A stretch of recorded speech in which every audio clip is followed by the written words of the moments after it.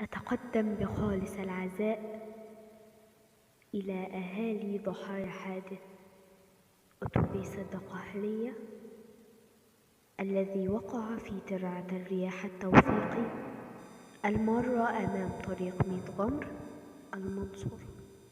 بكتب وقلبي حزين عالشباب الميتين، شباب لسه في بداية مشوار الحياة، رايحين جامعتهم بكل تفاؤل وما يعرفوش ايه اللي مستنيهم.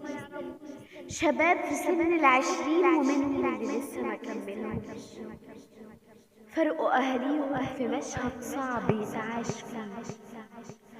ودعت ابنها اللي رايح الكلية تتفاجئ يجيلها مسفوف عريس، مشهد صعب يتشاف او حد يعيشه في الحياة. مصرع 20 شاب مات وإصابة 16 بسبب غلطة سواق يضيع زرعة سنين ويحرق قلب أبهات وأمهات كتير. يا رب ارحمهم واسكنهم فسيح الجنات.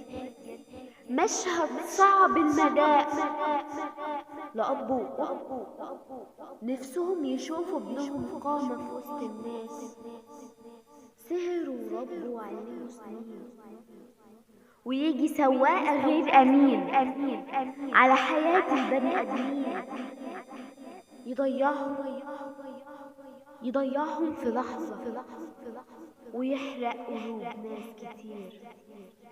أهليهم مش مستوعبين، ده كانوا لسه معانا من ساعات، ده كان لسه قافل معايا وقال أنا جاي في الطريق لحد ما تخلصي يا أمي الغدا.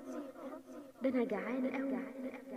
تقفل الأم وهي مستنية بكل قلق وشوق.